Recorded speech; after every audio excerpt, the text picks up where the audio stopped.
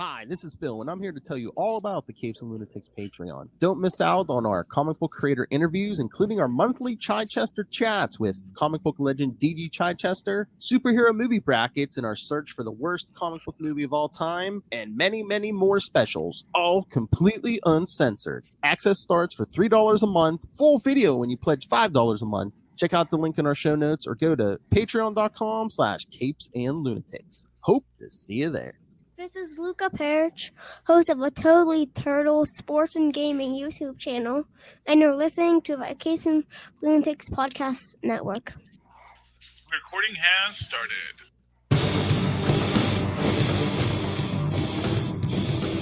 In a world of capes and lunatics, of gods and monsters, there will rise threats. Threats no single hero can face.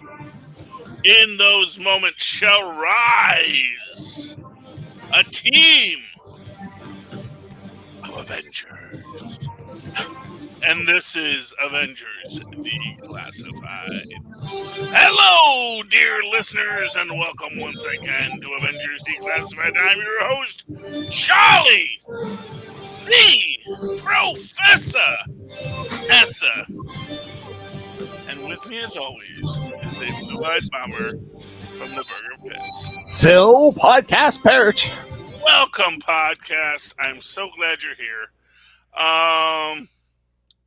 Tonight we are discussing, yes, only two issues that I still had to struggle to finish reading before the start of the show. But yes, this is Iron Man 105 and 106? 205 and 206. 205 and 206. Well, good thing I read that one then. And not the one I didn't know that I was supposed to read. No, 205 and 206, which features the sensational return of MODOK, Philip. MODOK Kind of. returning. Kind of, yeah. But you know, it's in its own way sad that in this issue, Stark is effectively saying, gee, you know, we sure do a lot of work up here in space. Maybe someone should monetize that. And not for nothing, I actually think Salvage One, which is the Andy Griffith series, very short-lived series, with him building his own rockets and going into space. You know, it's weird in the sense that it took SpaceX that long to take what was obviously an idea, but that no one wanted to do, and to finally actually move it forward. So, good on you, Elon Musk. You need some good press. I'm going to say it's good that you invested in space, because space is a thing that we do want to go to. Yes. Sorry, I was going to say, yes, this is one of Tony Stark's many times of rebuilding his fortune, this time after Obadiah Stane took what he had, you know. Yeah, well, you know, I mean, that's the thing about Tony Stark. It's like he is the Ubermensch in his own sense, you know. Mm-hmm. And he's in the Ubermensch in the sense that, oh no, I'll also be a billionaire too when you can knock me down, but that's fine. You know, I'll be rich again too. That's in his DNA. It's like, you know, Reed Richards, you can knock him down, but he's like, okay, I didn't need to be rich. I just needed to have a, you know, healthy relationship with my family and food on the table. You know, do you think I'm doing this for the money? Really? Honestly, it's actually scary when you think about the idea that if Reed Richards was in it for the money, how dystopian the Marvel Universe could get. But in fact, there are what ifs expressly about that idea. And alternate universes, etc., etc., etc. But in this moment, so he's making these plans. Meanwhile, back at AIM headquarters, the Scientist Supreme, who's got like bug eye lenses for some reason, I'm sure that was previously explained or will be explained later, is talking to his brother, who does not like that his brother is Scientist Supreme. He should be Scientist Supreme. And what do you do when your brother surpasses you in super science, Phil? Use the body of a dead supervillain, MODOK, to prove your point. Which it's like that meme on that's going around the internet these days. It's like, man, he died, and his bosses are still making him come to work. Yeah, well, it's weird to me in this sense because, I mean, like when we deal with MODOK in the MODOK-verse, he always seems to be the same MODOK. But I guess here it's just like, no, he can also. But at the same time, they've also showed that they've done multiple clones of MODOK. So, what is a MODOK? What is the sound of one MODOK clapping, Phil? Well, after this, I believe that's when they start bringing in MODAM. Mm-hmm. MODAM is cool. MODAM needs more work. MODAM is the female version of MODOK. And what I really love is that no one ships MODOK and MODAM. So that's actually a good thing. It's like the one comic book couple that's like, no one's shipping that. No one is. I don't think MODAM wants anything to do with MODOK. I don't think MODOK wants anything to do with MODAM. Although, had that cartoon continued for another season, the introduction of MODAM could have been interesting. Especially with his wife getting jealous and MODAM being like, I have no interest in MODOK. You know? I thought you were going to say she going to make her like the ex-girlfriend or something. No, just another MODOK. Just, the MODAM, And, oh, goodness. What are you going to do, Philip? Moving right along. Yeah. So Tony realizes that there's money in them stars. So there's money in space stuff. And suddenly, he's attacked by MODOK. When he's giving the big presentation, because he's trying to get investors. He even got somebody to pony up money for lunch with Iron Man. As at this point, no one knows who Iron Man is yet. Yeah, right. It's like how does he eat through his helmet? Well, I mean that's blend up it, whatever it is. Blend it up. Drink it through a straw. Yeah, I find the ways that they've worked through Iron Man in the archaic universe in the 70s, 80s, 90s, back before like people actually started to think about these things engineeringly. It's like nowadays, I think we see much more practical designs on these things when you get into the MCU, because you immediately got a designer who's going to say, well, the problem with this is you can't just have plexiglass shoot down. You need to actually build in the shields and the lenses. And I mean, I remember last episode we were talking about, we weren't talking about it, but it's just this idea. It's like, oh, it's a good thing that plexiglass shield came down automatically. It's like, wouldn't it be smarter just to have a plexiglass shield there? I mean, do we need to see your chin? That's all we're saying, Ant-Man. I mean, what do we need to see here? It's like, does anyone care about the face of Iron Man? And then you just put holes in your armor just in case. Although, obviously, I guess it shows, well, no, I need the holes in my armor so I can breathe. But then it's like, well, I mean, maybe you just need to have, like, a air duct. I don't know. It seems less practical, but one can imagine. Meanwhile, back in the moment, Tony is trying to get investors. As you do, because it's always better to spend other people's money than your own. Oh yeah. That's how you get rich, Phil. Don't spend your own money. Well, yeah, he doesn't have a lot of money at the moment, so yeah. Yeah, well, the idea is that he's, You know, Maz and I were having a whole discussion about on Full Stream Ahead about how Imperial credits worked. And the basic idea was we realized that, oh, you know what they are? Is they are like a crypto coin that has a physical object. So you can trade physical coin. You can trade crypto coins, but you could also have a physical object that was the crypto coin that you could trade easily. And it was this idea that, you know, when you need to do digital transaction, you could do digital transaction, but that you would need to have that physical object as well. So mark my words, Phil, that's the next step in cryptocurrency evolution, is that you're actually going to be able to buy a crypto coin. Oh, nice. And that crypto coin will have that crypto on it.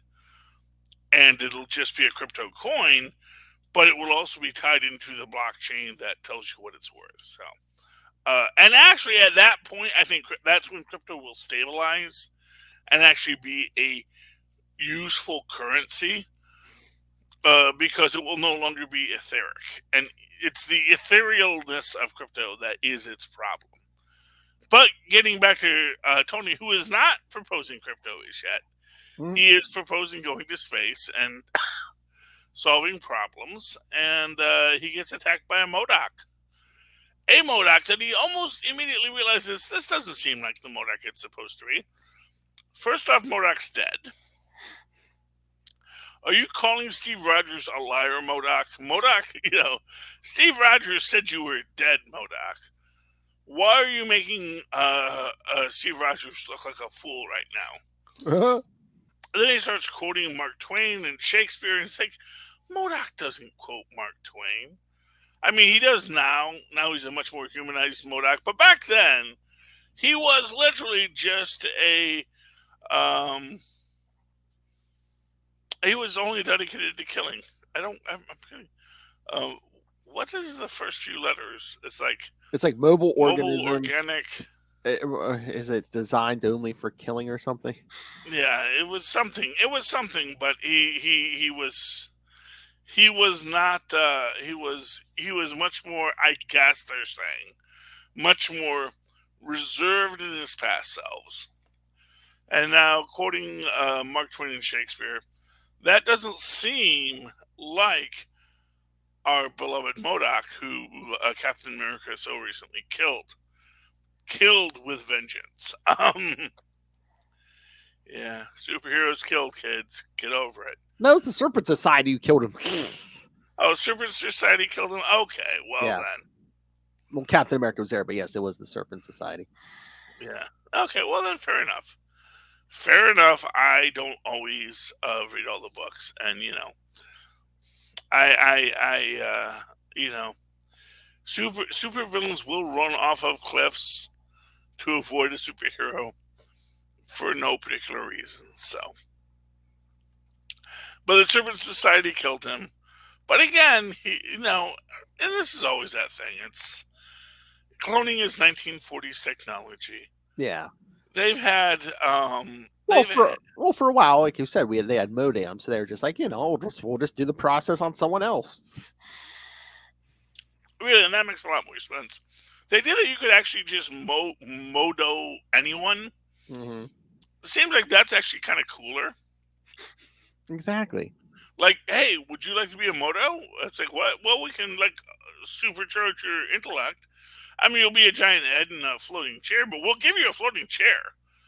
Like, oh, that actually kind of sounds cool. Seriously, I mean, think about it. How cool would that have been? And they could, you know, anytime a MODOK shows up, you don't know who's going to show up. It could be any gender, any race. It could be anybody. Exactly, it could be anyone, and they might not even be MODOKs. There may be MODOPs. You know, a mechanical organism designed only for poetry.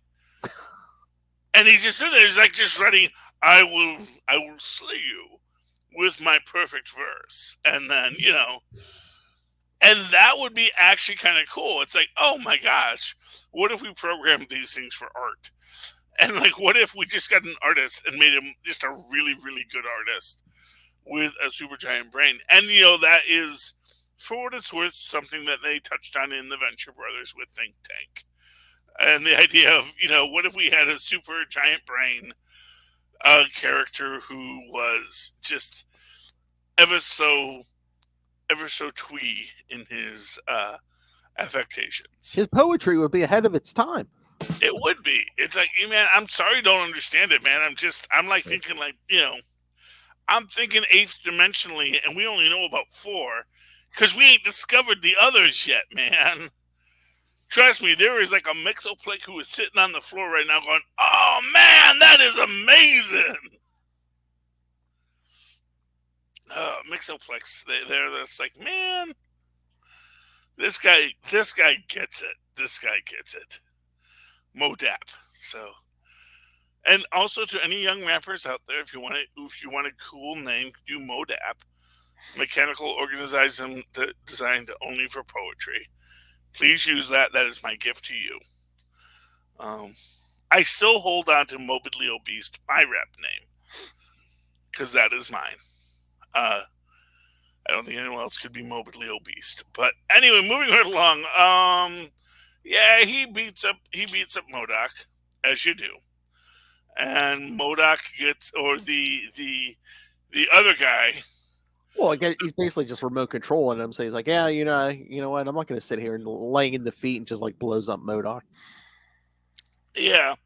Although what I find most interesting about this is the two brothers are interesting in the sense that they just don't look like brothers at all.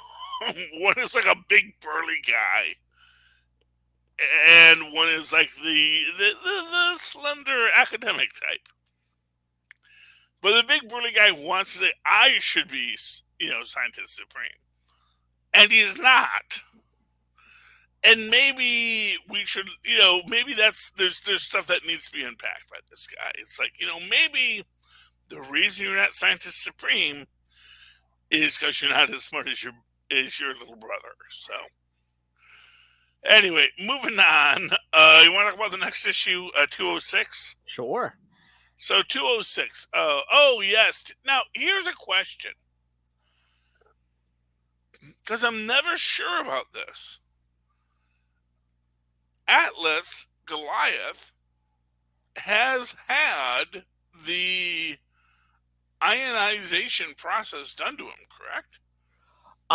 He has, and I believe he has at this point, but I'm trying to remember I forget if he always had the ionic energy, because at some point I think he had PIM particles, so I'm not. Well, yeah, I mean, he starts with the PIM particles. Yeah. That I know, and that's why they kind of converted Foster to Giant Man, just Giant Man. From Goliath, because as Ben Grimm pointed out, if I recall, man, wasn't Goliath a bad guy? Why do you want the name Goliath to be your name, Yeah. Now, honestly, there's levels on that you can go into if you want to go into it nowadays. But, the fact of the matter is that, yeah, Goliath was a bad guy, and they wanted to have the Goliath who eventually becomes Atlas. Because at this point, he's still Goliath. Yep. Yeah, which is also interesting with me with Goliath and Atlas, because I do feel like he is like the most lovable of the Thunderbolts. And you get that here. You get that here with him wanting the cheeseburgers. Although there's a part of you that thinks like, couldn't you just shrink down and have a normal meal like anyone? And if you're already ionic, do you need all these hamburgers? Well, no, I think that's what he says on like the second or third page. He goes, I really don't need to eat. And he's like, I'm just staying at this size to bust Hawkeye's chops to bring me all these hamburgers. Yeah. Well, fair enough then. Fair enough. Phil read better than I did. But I think there's an interesting aspect in this, which is just excuse me. Just the idea of this guy being a working class villain. And you know me, Phil, I love the working class villains. The working class villains are the backbone of the superhero economy. If not for the working class villains, what would we be even doing here? And there's a lawyer involved. Are they taking him to Project Pegasus? I know they. I'm sure they're taking him somewhere. I know they were. I think they were. First off was the LAPD, and then maybe they were going to send them to Project Pegasus. But yeah, I don't know why this lawyer. The lawyer wants to make a career because I guess he said his career is slagging, so he needs like a big high profile case. But how do you think? I mean, they're not calling for power dampeners or nothing. They're like, oh yeah, he'll just get in the car and behave. Yeah, that's weird. It just at its base. How do you not do power dampeners? How do you not have Hank Pym there to regulate his Pym particles? Exactly. I mean, really, if nothing else, I'd just say, yeah, we'll call up Hank Pym because he's in the Rolodex. This is West Coast Avengers here. He's got his red jacket, I think. So he's available. And it's like, can you just make sure this guy's controlling his own Pym particles because you're the genius who does this stuff? And and Pym would like that. He's always happy to be seen as a smart guy. So yeah, it's weird that they don't, and yet they do. So maybe this is our first implications that is actually Skrull Bobby Morse. Oh. And that's why she did this.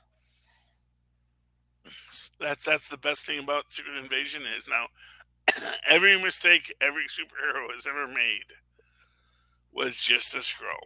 I am so surprised that they didn't use that for the Hank Pym slap, but they didn't. That I thought that was going to be the one big thing they did retcon with the whole Skrull thing, but they did not. Well, the problem with the Hank Pym slap is it works for the character. That's the thing about characterization. Mm-hmm. Is that these people can be flawed. They can be human. They will grow and they will change and they will do bad and stupid things. Oh, I mean, he's had the issues for the longest time. I mean, when Yellow Jacket first shows up, he's like, "Oh, I killed Hank Pym," and Mm-hmm. Well, and for what it's worth, that's even something they, the whole thing about Hank Pym is that he's an unstable genius. Mm-hmm. He is one bad day away from being a supervillain, and which is why we have Ultron. Yep. Because if you actually, or honestly, the ironic point about Ultron is the idea that he's one good day away from being a supervillain. That if he was actually just born and raised and just looked at the world and said, "Oh, I'm going to destroy the world now. I'm going to make the world better in my own image," that is totally who Hank Pym is. But he's actually had enough trauma to make him realize that's a bad idea. I mean, the more good come from Ultron than Hank Pym, if you think about it. No good. Yeah, I mean that's the thing. It's Hank Pym is cool. I like Hank Pym. Yeah. Hank Pym is a very human character.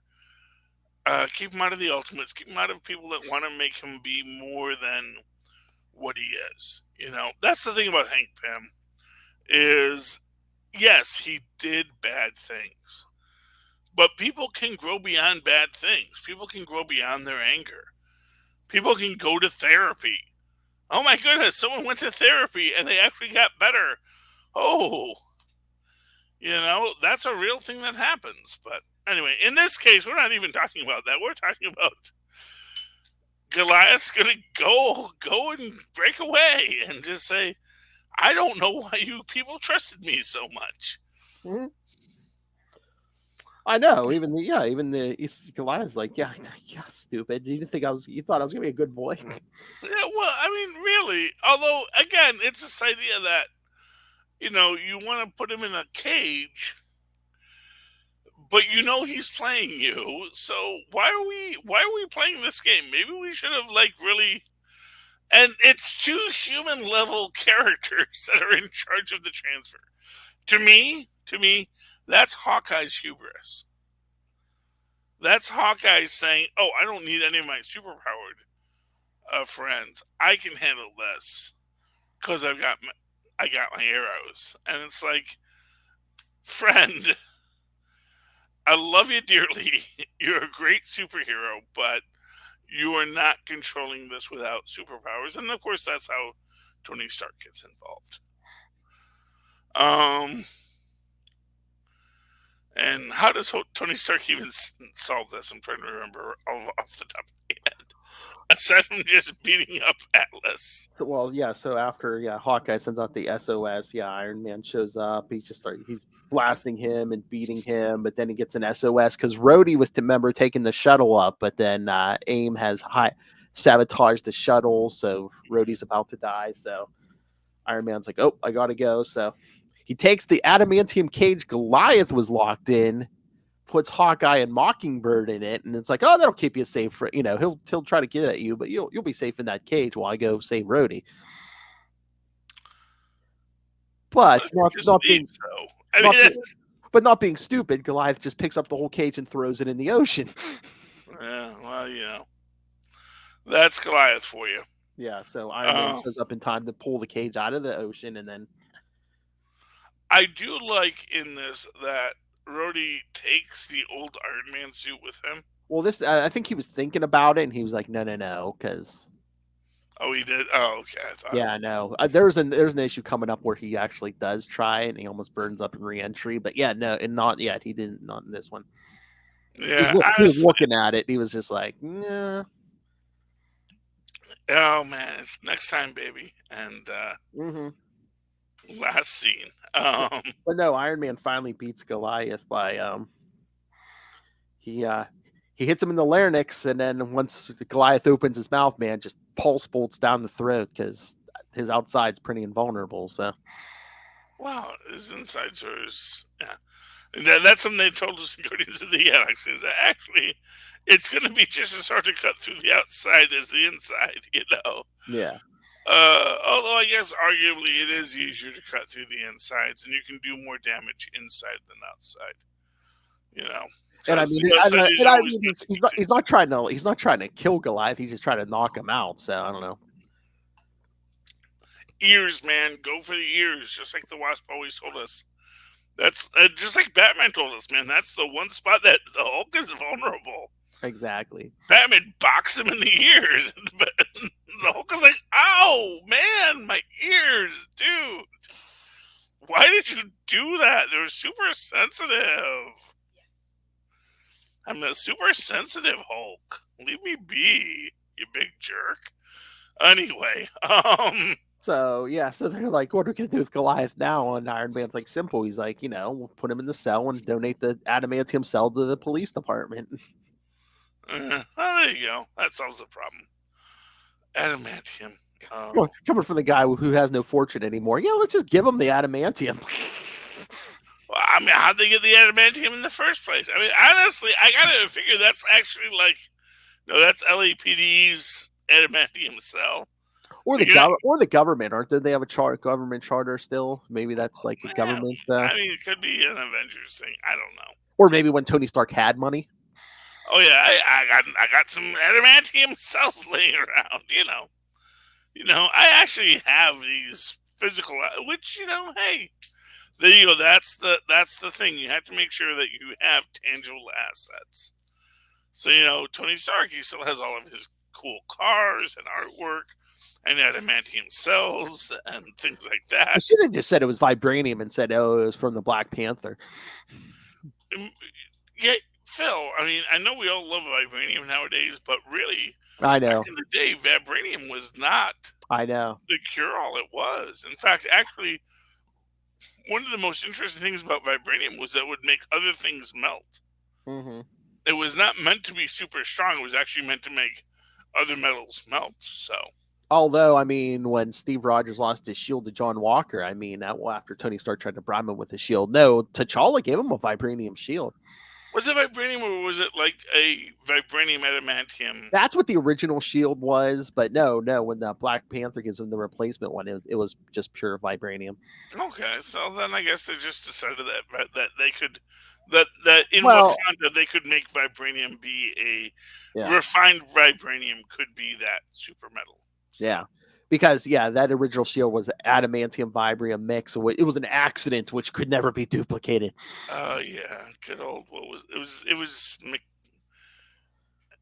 McAllister or McLean, something like that. Yeah, Yeah. it was an Irishman, and he fell asleep while it was going. Typical Irishman. What are you gonna do? with Santa's elves. I actually like picking on the Irish because I'm Scottish. So Tristan is aghast at my open racism. You just heard the sound of Charlie Ezra being canceled by his own son. Yes, no, I love the Irish.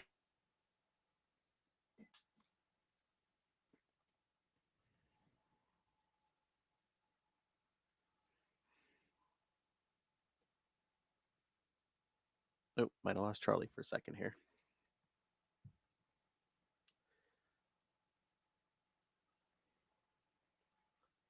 But yeah,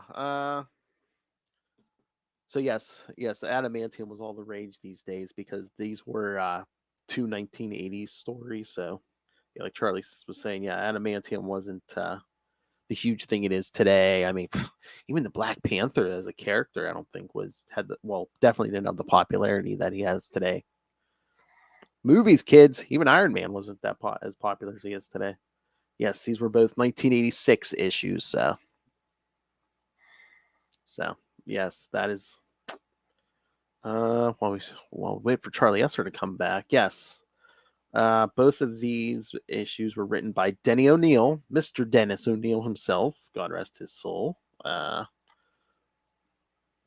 We also had Mark Bright on both penciled both issues. Oh yes, and I believe on both issues. One of my favorite, he's editor on these. One of my favorite writers of all time, God rest his soul, Mr. Mark Grunwald, who was writing that Captain America stuff. So we talked about the Serpent Society killing MODOK. That was Mark Grunwald's issue. So easy enough to check your facts there.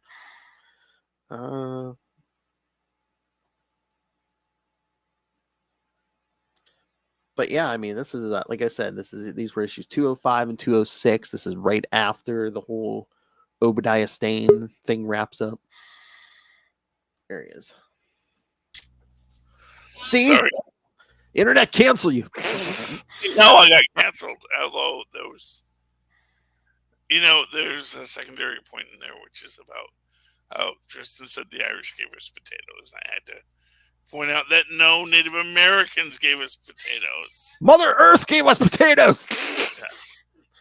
Gaia gave us Gaia gives us everything. So anyway, moving right along.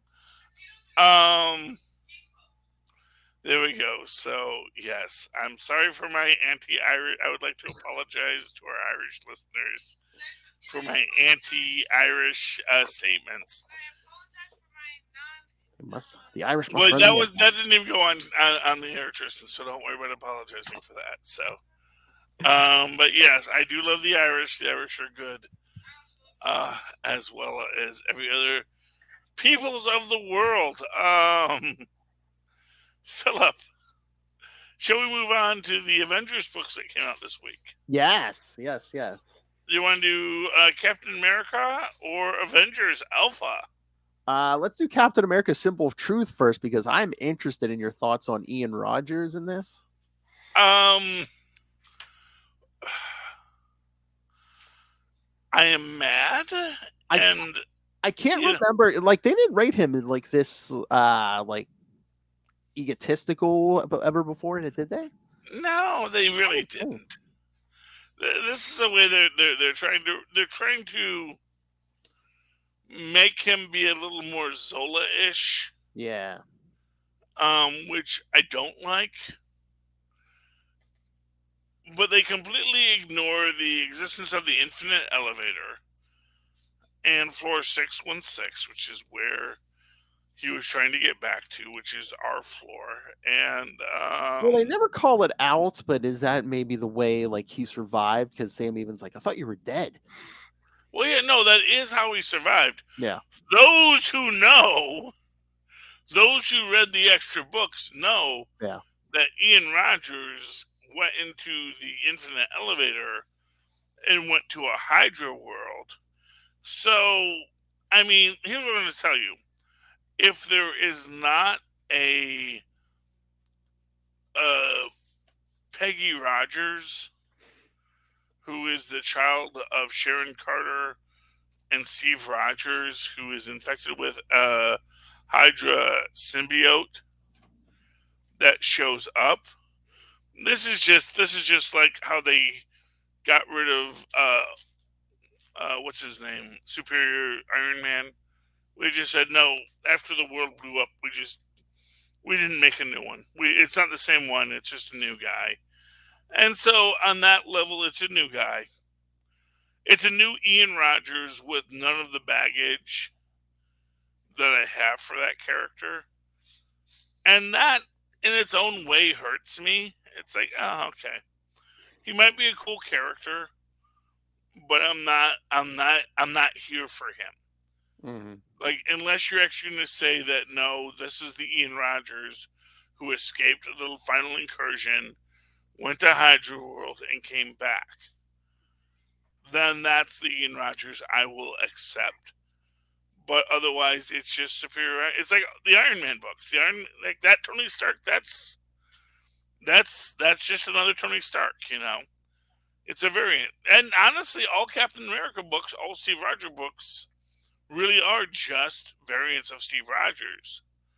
They're good variants, but Hydra Cap on down, they're just what was created after 616. So, I don't hold that weight to those characters because we know those characters all died at the end of the last incursion. And it's better that way. But, when you bring back Ian in this way, it's a little, it feels cheap in its own right. And it feels manipulative, especially if there's not going to be a reference, because Ian Rogers got off of the world before the incursion. So he, of all characters, should be his old 616 self. It almost seemed like they were portraying him as like John Walker light, maybe. Yeah, and they did say that he was a little bit more violent back in the day. Yeah. When he was working with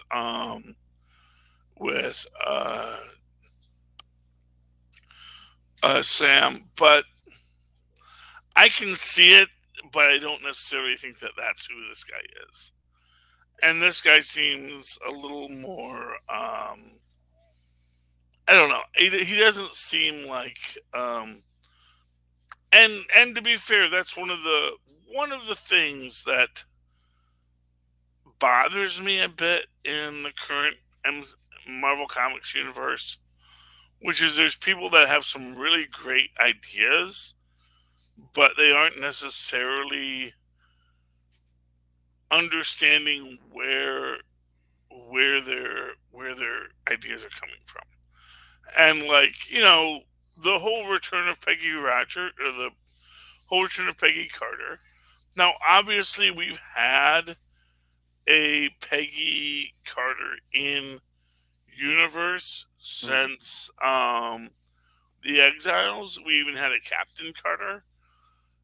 And to bring this character back, it's fine, but at the same time, I feel like it feels like they're trying to force a character that didn't have an existence into existence when the character already has an existence that you could have built off of. But that's my opinion. What's yours, friends? But yeah, so they get into, so what happens in this book? they're in Madonna. Yeah, because Sam's going after the people who hurt Falcon and killed that.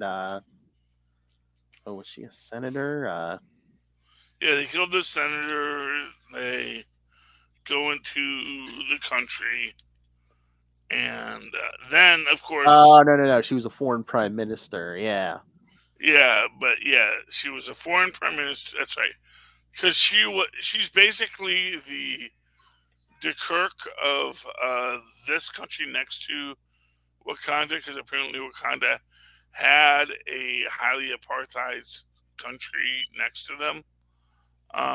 And she is like the FW de Klerk of that one, where she said, we need to stop this. This is not a good way to run a country. And she got murdered for it, obviously. This is where White Wolf comes in.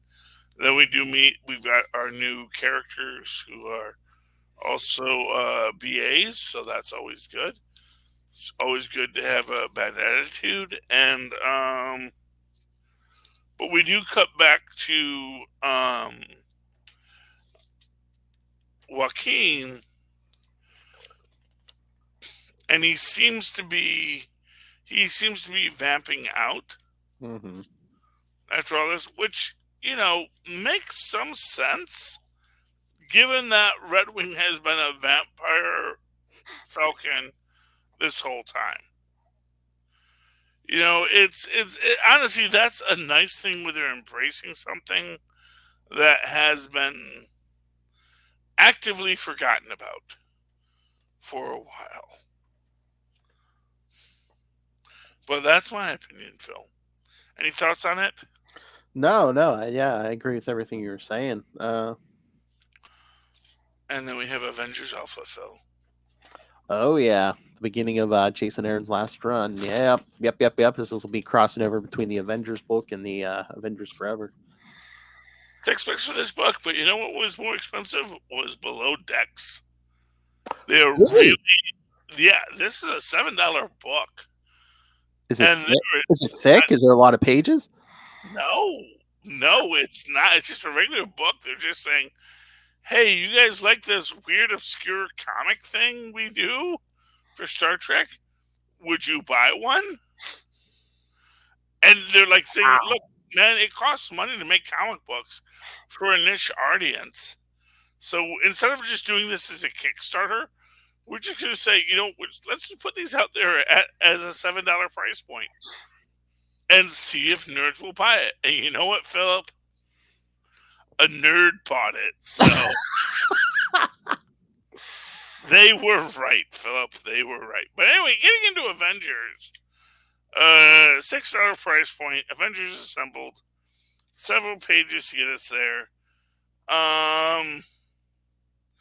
We meet Avengers Prime. I like Avengers Prime.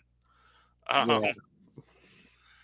Honestly, Phil, who do you think Avengers Prime is? I don't know. I was trying to figure this out. 'Cause it's a guy in like a green suit and tie and all that, but he's wearing a Thor helmet. I was like, I'm like, that could be like.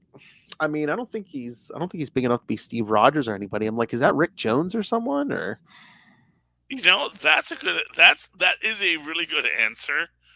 And Rick Jones has touched the infinite,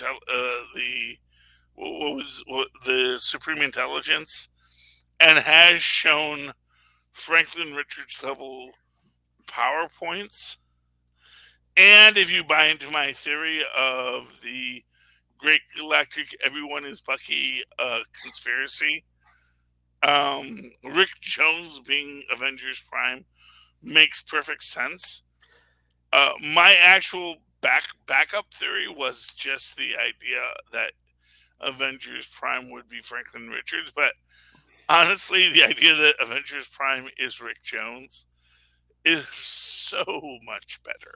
And I mean, look when he leaves the tower, he comes out of like a trophy room, with like a bunch of, Captain America shields and Iron Man helmets. I'm like, remember old man Rick Jones in Future Imperfect? Yeah. Man? He had his little trophy room. Honestly, Philip, you cracked the code. Ooh. You made the connection. The super connection. Nice. Yes. Then we get the whole superheroes have to fight first. Because we have the modern Avengers from the future meeting the ancient Avengers from the past. I was gonna say, would a big brawl like really break out? But again, one of the prehistoric Avengers is Odin, and then we have Yeah, and it's also young, stupid Odin. Yeah, so and we have a Starbrand Hulk. So yeah, I guess so. Starbrand Hulk, I don't think is going to be the problem. Oh no, it's Odin. In fact, I think overall Starbrand Hulk isn't necessarily the problem. I do think it all comes down to freaking, Odin is, on every level. What, you want me to wrap it up? No. Okay. Yeah, the idea that, Agamotto is being burned, that must mean it's the Phoenix. Oh yeah. Because she's my ex, and I'm mad about that. And it's just like, why anyone listens to Odin at this point. Wait, the Phoenix is different from Phoenix, right? No, well, it's one Phoenix throughout all of history. No, I meant, is it different from characters? I forget what.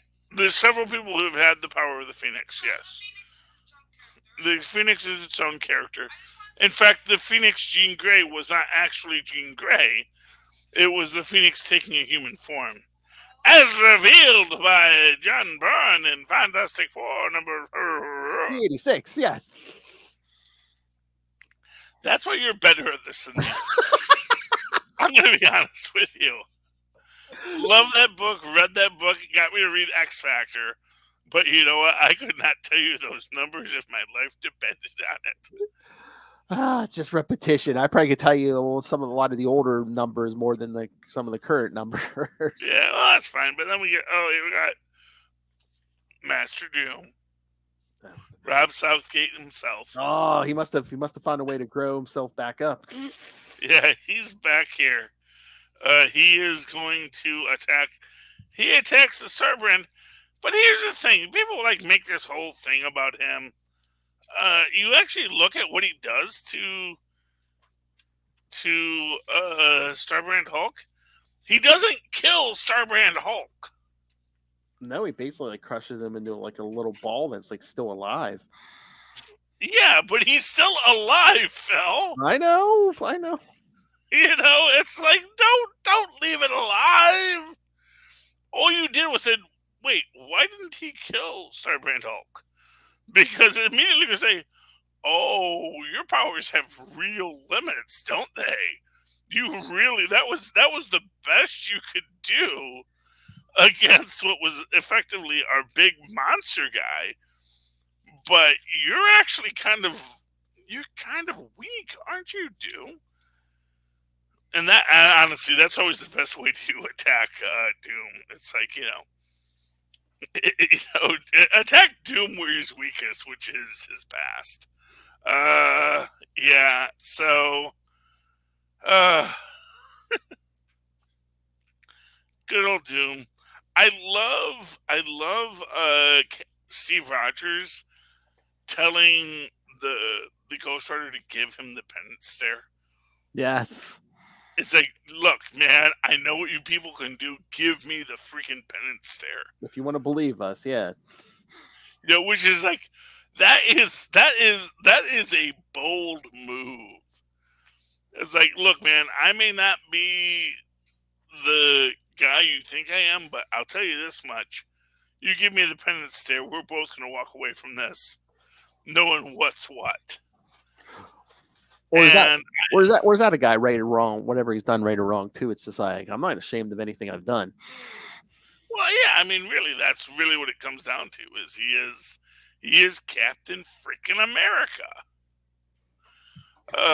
Anyway, yeah, I mean, it's a good issue. I wish it had more story than just fight. We meet and we fight. Yeah, I hate books that are just we meet and we fight. But I do think we've gotten a lot of images here. We've gotten Mephisto versus Avenger Prime. And we do get the idea that Avenger Prime is not to be messed with. And Mephisto's like, no, but I have all of my Mephistos with me. I don't think Avenger Prime is worried. And that, I think, is the really beautiful aspect of it. But we're going to have to buy all the extra books, Phil, because that's how these people pay for their children's college tuition. So, moving it along, Phil. Anything else you want to talk about Avengers books this week or anything else? No, I'm good. I will say this: I miss talking to Lilith because I've got indie books I have to talk about. I got Minor Threats. I've got my new favorite book from the Archie's line. So let her know. We're going to talk comic books tomorrow when we talk about Home Alone. All right.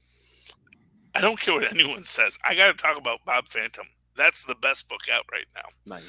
All right, Philip. How can people reach us if they would like to give us money or just talk to us about fun facts that they also know about comic books? If you would like to make super connections with us, yes, email us, CapesandLunatics@gmail.com, or call the voicemail 614-382-2737. That's 614-38-CAPES. And remember, you can follow Avengers Declassified on Facebook, on Twitter. Capes and Lunatics is on Hive now. But find links to all the various social medias for all the shows we do, links to our YouTube channel where everything gets a video, the Patreon where you get early access to creator interviews. Superhero movie brackets are over. We've picked a winner, so you can listen to the whole series there. And then in 2023, new stuff is coming, including stuff that our patrons ask us to do. So subscribe so you can tell us what to do, and pick yourself up some Capes and Lunatics and Capes and Lunatics Sidekicks merch. Find it all at Linktree, linktr.ee/Capes and Lunatics. Thank you, Phil. And of course, you can always write to me in that old-fashioned email way, the way our mothers and fathers once did, at superconnectivityblog@gmail.com. That's superconnectivityblog, all one word, at gmail.com. And follow me on the Twitter as I tweet things like Willow. Hey, it's not at a specific time, but man, I do like the new Willow series. At Charlie Esser. That's CharlieEssesser for the two E's in the middle. For quality. Bing! Thank you, Maz. Oh, and listen to Full Shoot Ahead for Andor and me and Maz, too. Yes! All right, dear friends. You've come to the end of this incursion into your universe. Know that Avengers Declassified will self-destruct eventually. That's why people should just subscribe to the Patreon or send us money on the Cash App. You're getting twice as much Moz Manzor now most weeks than you used to get. So yes, he's on the new Super Connectivity exactly show, which we just brought back because I'm very happy about that. By the way, you could send us a few pennies. Moz Manzor is priceless. He is the star of the show.